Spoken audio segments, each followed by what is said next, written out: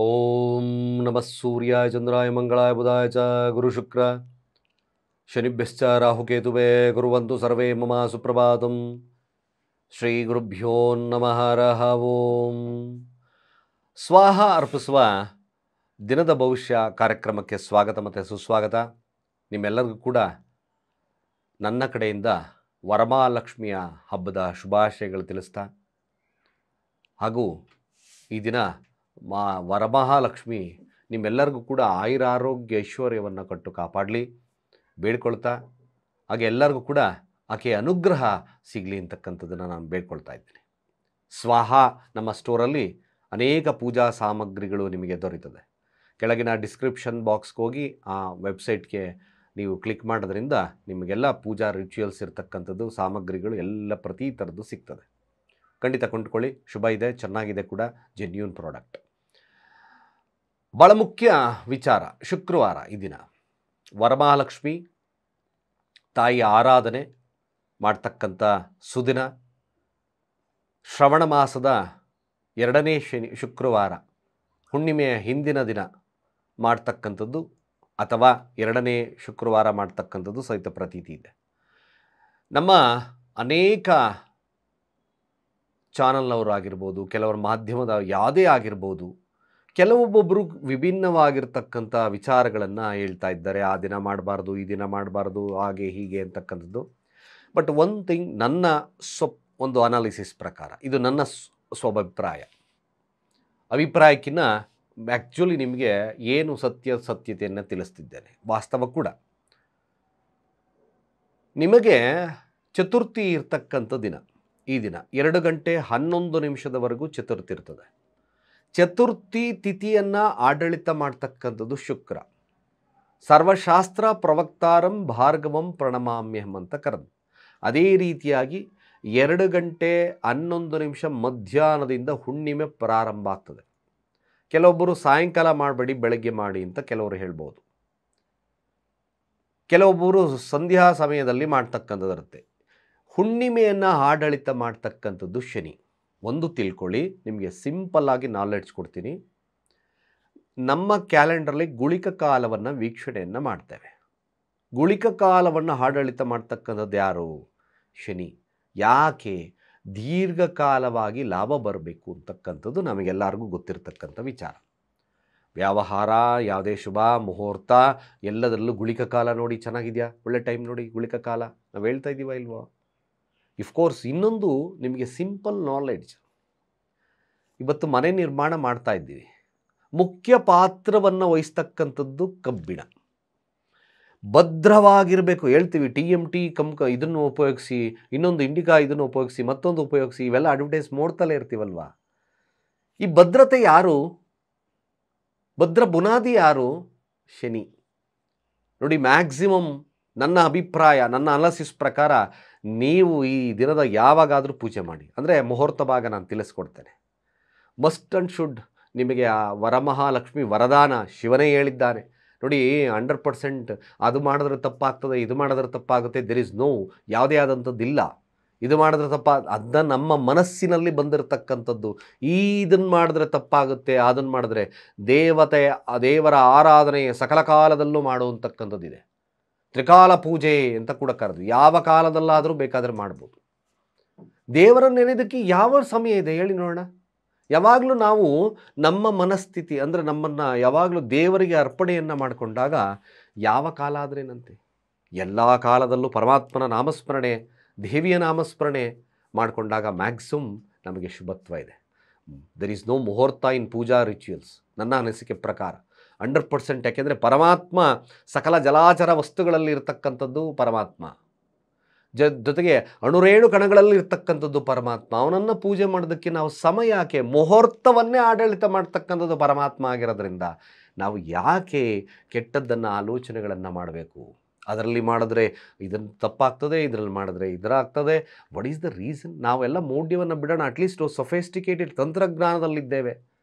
ಯಾರು ಕೂಡ ಇವತ್ತು ಮನೆಯೊಳಗೆ ಸ್ಲಿಪ್ಪರ್ ಹಾಕೊಂಡು ಓಡಾಡ್ತಕ್ಕಂಥ ಕಾಲದಲ್ಲಿ ನಾವು ಈ ಥರದ್ದೆಲ್ಲ ಹೇಳ್ಕೊಂಡು ಕೂತ್ಕೊಂಡ್ರೆ what is the use of this ಅಲ್ವಾ? ಸ್ವಲ್ಪ ಯೋಚನೆ ಮಾಡಿ. ಸುಮ್ಮನೆ ಅನ್ನೆಸಸರಿಯಾಗಿ ಯಾರೋ ಏನೋ ಹೇಳಿದ್ರು ಅಂತ ನೀವು ಆ ವಿಚಾರಗಳನ್ನು ತಲೆಯಲ್ಲಿ ಇಟ್ಕೊಂಡು ಮಾಡೋದ್ರಿಂದ ವಾಟ್ ಈಸ್ ದ ಯೂಸ್? ನಮಗೆ ಯೂಸ್ ನೋಡಿ, ಸುಮ್ಮನೆ ಮನಸ್ಥಿತಿ ಹಂಗಾಯ್ತು ನೋಡಿ, ಕಾಗೆ ಬಂದು ಕುಳೋದಕ್ಕೂ ಕಾಯಿ ಬೀಳೋದಕ್ಕೂ ಕಾಗೆಯಿಂದಲೇ ಕಾಯಿ ಬಿತ್ತು ಅನ್ನೋದು ಸಮಸ್ಯೆ ಆಗ್ತದೆ. ನೀವೇ ಯೋಚನೆ ಮಾಡಿ. ಸ್ವಲ್ಪ ಮಟ್ಟಿಗೆ ಜ್ಞಾನವಂತರಾಗಿ, ಜ್ಞಾನವಂತ ಜ್ಯೋತಿಷ್ಯ ಸನ್ಮಾರ್ಗವನ್ನು ಕೊಡ್ತಕ್ಕಂಥದ್ದು. ಇಲ್ಲಿ ಪೂಜೆ ಮಾಡಬಾರ್ದು, ಆಗ ಪೂಜೆ ಮಾಡಿದ್ರೆ ಹಾಗಾಗ್ತದೆ, ಇವ್ರಿಗೆ ಕೆಟ್ಟು ಹೋಗ್ತದೆ. Is a very waste of time, waste of energy ಅಂತ ನಾನು ಭಾವಿಸ್ಕೊಳ್ತೀನಿ. ಸತ್ಯವಾಗಲೂ ಸ್ನೇಹಿತರೆ, ಖಂಡಿತ ನಾವೊಂದು ಒಳ್ಳೆಯ ಸ್ವಾಭಾವಿಕವಾಗಿರ್ತಕ್ಕಂಥದ್ದು, ಪ್ರಕೃತಿನೇ ನಮಗೆ ಶಿವನೇ ವರದಾನವಾಗಿ ಪಾರ್ವತಿಗೆ ಹೇಳಿರ್ತಕ್ಕಂಥ ವ್ರತ ಈ ವರಮಹಾಲಕ್ಷ್ಮಿ ವ್ರತ. ನಿಮಗೆ ಆಧ್ಯಾತ್ಮಿಕವಾಗಿ ಕೂಡ ನಾ ಮುಂದಿನ ದಿನ ಅಂದರೆ ಮುಂದೆ ಒಂದು ವರಮಹಾಲಕ್ಷ್ಮಿದೇ ಹೇಳ್ತಕ್ಕಂಥದ್ದು ಮಾಡ್ತಾರೆ. ಖಂಡಿತ ನೋಡಿ, ಆ ಸಮಯ ಕೊನೆಯಲ್ಲಿ ನಾನು ತಿಳಿಸ್ಕೊಡ್ತೇನೆ ಯಾವ ಸಮಯದಲ್ಲಿ ಪೂಜೆ ಮುಹೂರ್ತ ಭಾಗಗಳಿದೆ. ಆ ಮುಹೂರ್ತ ಭಾಗ ಜೊತೆ ಮಂತ್ರಗಳನ್ನು ಏನು ಹೇಳ್ಕೋಬೇಕು, ಆ ಮಂತ್ರ ಸಿದ್ಧಿಯನ್ನು ಮಾಡ್ಕೊಳ್ತಕ್ಕಂಥದ್ರಿಂದ ವಿಶೇಷವಾಗಿರ್ತಕ್ಕಂಥ ಫಲ ಲಭ್ಯ ಆಗ್ತದ ಹೇಗೆ ತಿಳಿಸ್ಕೊಡ್ತೇನೆ. ಯಾವ ಕಾಲದಲ್ಲಿ ಮಾಡಬೇಕು ಅಂತಕ್ಕಂಥದ್ದನ್ನು ನಾನು ತಿಳಿಸ್ಕೊಡ್ತೀನಿ. ಖಂಡಿತ ಯಾರು ಸ್ಕಿಪ್ ಮಾಡೋಕ್ಕೆ ಹೋಗ್ಬೇಡಿ, ನೋಡಿ ವಿಡಿಯೋಸ್ನ. ಈ ದಿನ ಶುಕ್ರವಾರ, ಚತುರ್ದಶಿ ತಿಥಿ 12 ಗಂಟೆ 11 ನಿಮಿಷದವರೆಗೂ ಇದು. ತದನಂತರ ಹುಣ್ಣಿಮೆ ಪ್ರಾರಂಭ ಆಗುತ್ತೆ. ಶುಕ್ಲ ಪಕ್ಷ, ಆಯುಷ್ಮಾನ್ ಯೋಗ ಇರ್ತಕ್ಕಂಥದ್ದು, ವಾಣಿಜ್ಯ ಹಾಗೆ ವಿಷ್ಟೀಕರಣ ಇರ್ತಕ್ಕಂಥ ಸಮಯ. ಚಂದ್ರ ಉತ್ತರಾಷಾಢ ನಕ್ಷತ್ರ ಮಕರ ರಾಶಿಯಲ್ಲಿ ಸ್ಥಿತವಾಗಿದ್ದಾನೆ. ಇವತ್ತಿನ ಕಾಲಮಾನವನ್ನು ನೋಡೋದಾದರೆ ರಾಹುಕಾಲ ಬೆಳಗ್ಗೆ 10 ಗಂಟೆ 53 ನಿಮಿಷದಿಂದ ಮಧ್ಯಾಹ್ನ 12 ಗಂಟೆ 27 ನಿಮಿಷದವರೆಗೂ. ಯಮಗಂಡಕ ಕಾಲ ಮಧ್ಯಾಹ್ನ 3 ಗಂಟೆ 36 ನಿಮಿಷದಿಂದ ಸಂಜೆ 5 ಗಂಟೆ 11 ನಿಮಿಷದವರೆಗೂ. ಗುಳಿಕ ಕಾಲ ಬೆಳಗ್ಗೆ 7 ಗಂಟೆ 44 ನಿಮಿಷದಿಂದ 9 ಗಂಟೆ 18 ನಿಮಿಷದವರೆಗೂ. ಹಾಗೆ ಇವತ್ತಿನ ದುಷ್ಟ ಮುಹೂರ್ತ ವೀಕ್ಷಣೆ ಮಾಡೋದಾದರೆ ಬೆಳಗ್ಗೆ 8 ಗಂಟೆ 26 ನಿಮಿಷದಿಂದ 9 ಗಂಟೆ 19 ನಿಮಿಷದವರೆಗೂ ಕೂಡ ಉತ್ತಮ ಸಮಯವಿಲ್ಲ. ಹಾಗೆ ಮಧ್ಯಾಹ್ನ 1 ಗಂಟೆ 46 ನಿಮಿಷದಿಂದ 2 ಗಂಟೆ 40 ನಿಮಿಷದವರೆಗೂ ಕೂಡ ಅಷ್ಟೊಂದು ಉತ್ತಮ ಸಮಯವಲ್ಲ. ಸ್ನೇಹಿತರೆ, ದ್ವಾದಶ ರಾಶಿಗಳ ಫಲಾನುಫಲಗಳು ಹೇಗಿರುತ್ತೆ ತಿಳ್ಕೊಳ್ಳೋಣ. ಚಂದ್ರ ಸೂರ್ಯನ ನಕ್ಷತ್ರದಲ್ಲಿ ಮಕರ ರಾಶಿಯಲ್ಲಿ ಕೂಳ್ತಿದ್ದಾನೆ. ಯಾರಿಗೆ ಯಾವ ಫಲ ನೋಡ್ಕೊಂಬರೋಣ.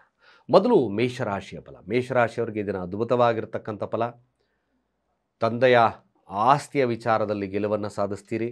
ಎಜುಕೇಷನ್ ವರ್ಗದವರಿಗೆ ಉತ್ತಮ ಸ್ಥಾನ ಲಭ್ಯ ಆಗ್ತಕ್ಕಂಥದ್ದಿರುತ್ತೆ. ಅದರಲ್ಲೂ ಮೇಷರಾಶಿ ಎಜುಕೇಷನ್ ಸಂಸ್ಥೆ ಇಟ್ಕೊಂಡಿದ್ದೀರಾ ಅಂತಕ್ಕಂಥವ್ರಿಗೆ ಖಂಡಿತವಾಗಿ ಒಳ್ಳೆಯ ಲಾಭವಾಗಿರ್ತಕ್ಕಂಥ ದಿನ, ನೆಮ್ಮದಿಯನ್ನು ಪಡ್ತಕ್ಕಂಥ ದಿನ, ರಾಜಯೋಗ ಪ್ರಾಪ್ತಿ ಇರ್ತಕ್ಕಂಥ ದಿನ, ಸರ್ಕಾರದಿಂದ ಲಾಭವನ್ನು ಪಡಿತಕ್ಕಂಥ ದಿನ. ಖಂಡಿತವಾಗಿ ಮೇಷರಾಶಿಯವರಿಗೆ ಹೆಸರು ಕೀರ್ತಿ ಪ್ರತಿಷ್ಠೆ ಲಭ್ಯತೆ, ಹೊಸದಾಗಿ ಏನಾದರೂ ನಿರ್ಮಾಣ ಮಾಡಬೇಕು ಅಂತಕ್ಕಂಥದ್ದು ನಿಮ್ಮಲ್ಲಿ ಬಂದೇ ಬರ್ತದೆ. ತಂದೆಯ ವಿಚಾರದಲ್ಲಿ ಶುಭತ್ವ ಇರತಕ್ಕಂಥದ್ದು, ತಂದೆಯ ಆಸ್ತಿಯ ವಿಚಾರದಲ್ಲಿ ಏಳಿಗೆ ಸಿಗ್ತಕ್ಕಂಥದ್ದು, ಎಲ್ಲ ವಿಚಾರಗಳು ಮೇಷರಾಶಿಯವರಿಗೆ ಶುಭ ಇದೆ. ಹಾಗೆ ಸೂರ್ಯನಾರಾಯಣನ ಮಂತ್ರಗಳನ್ನು ಹೇಳ್ಕೊಳ್ಳಿ, ಅಥವಾ ಸೂರ್ಯನಿಗೆ ಅಭಿಮುಖವಾಗಿ ಕೂತ್ಕೊಂಡು ಗಾಯತ್ರಿ ಮಂತ್ರವನ್ನು ಪಠನೆ ಮಾಡಿಕೊಳ್ಳಿ, ಶುಭ ಆಗ್ತದೆ.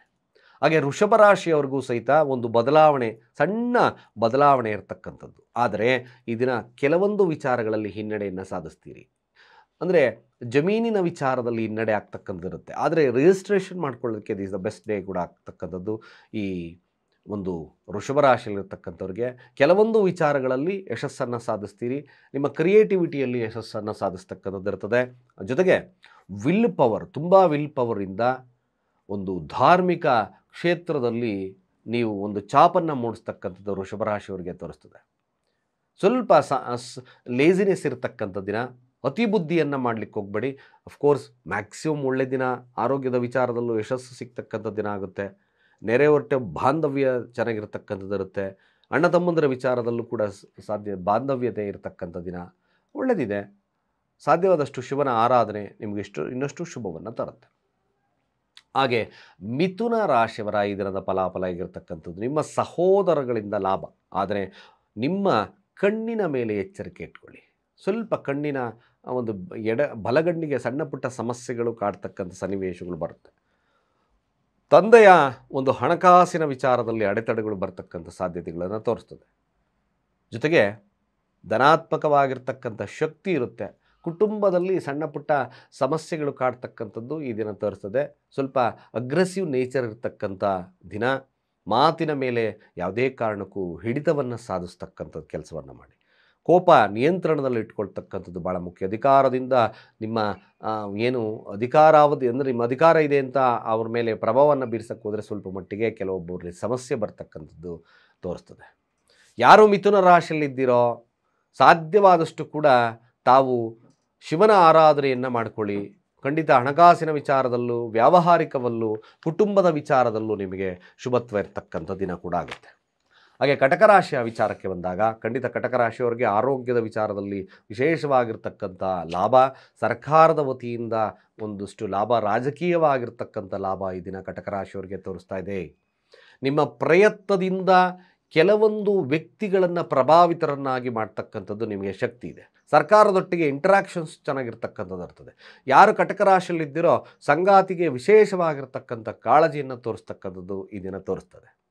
ಒಟ್ಟಾರೆಯಾಗಿ ಕಟಕ ರಾಶಿಯವರಿಗೆ ಶುಭದ ದಿನ ಕೂಡ ಆಗ್ತಕ್ಕಂಥದ್ದು. ಹೊಸ ಒಂದು ಸ್ನೇಹಿತರು ಅಥವಾ ಹೊಸ ಬಿಸ್ನೆಸ್ಸನ್ನಿಗೆ ಬಂಡವಾಳ ಹಾಕಬೇಕು, ಮತ್ತೊಂದು ಆ ವಿಚಾರದಲ್ಲಿ ತಲ್ಲೀನತೆ ಕಾಣಿಸ್ತಾ ಇದೆ ಈ ದಿನ ಕಟಕ ರಾಶಿಯವರಿಗೆ.